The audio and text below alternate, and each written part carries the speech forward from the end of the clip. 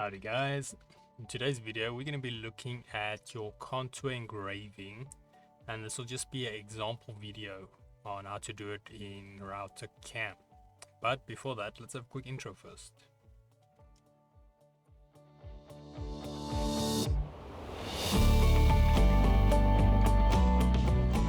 So today's video can be found on softwaretraining.co.za.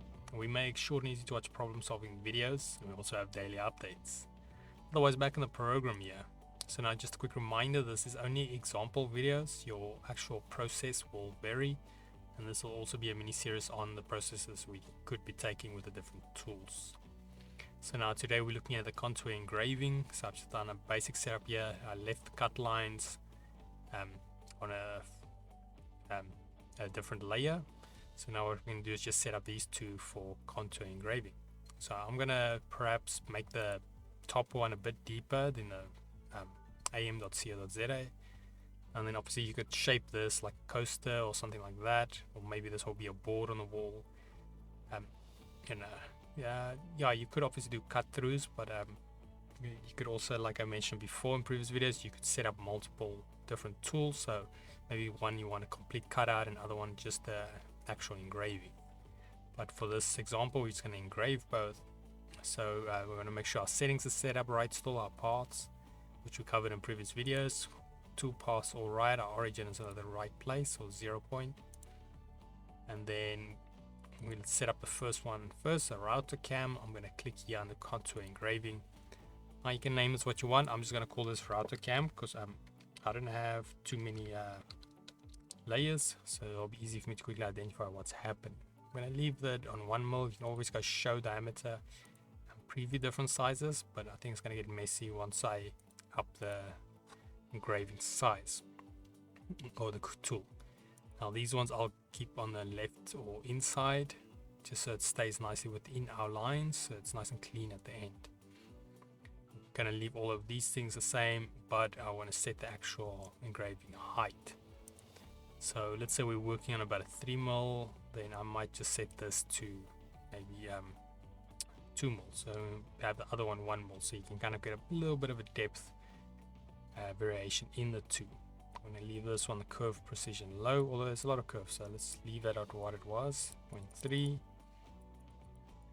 In general, I would just leave these settings normally at default, but it depends on what you're doing. Okay, and we've got that one set up, so RouterCAM, as you can see at the bottom here. Now we select our next graphics, and we go to contour engraving again. This one I'm going to just call am.co.za, and then I'm going to leave all of this the same, but then I also want to go inside. Let's go preview just to make sure it's cutting out nicely.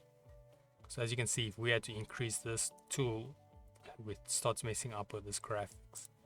So something like this, if you're having problems, you could always switch to something else. But yeah, the contour engraving is working nice here. Sequence we're going to leave the same because it's we don't need to refine. If we were doing individual letters, perhaps we could look into sequencing different, but yeah, for now this is fine. And then this one, like I said, we're going to leave it -2. The plunge and safety height and all of that I'm going to leave the same. It's just select OK. Now we've got our basic graphics set up. Obviously we've got a cut line as well, which we did not cover, but then yeah, we click here G1, G2, will generate as a preview, so you can go over here, and then we can see there's a slight variation in the height. Obviously, depending on your material you use, you can make it more extreme. And then yeah, there we have our basic cutouts. So then you want to click on save, so you save it to where you want it, and then I'm just going to call mine CE for contour engraving. Click save, and then yeah, your thing's ready to go. Just load it to the actual machine and then start engraving. But yeah, otherwise if we head here to softwaretraining.co.za, you guys will notice we've got a variety of different softwares we do cover, and you can also isolate your search on the top right. If you do not however find the training videos you're looking for, just simply go here, request the training video, fill in the mini form, then we'll do our best to try and make that for you. But otherwise, till next one, cheers.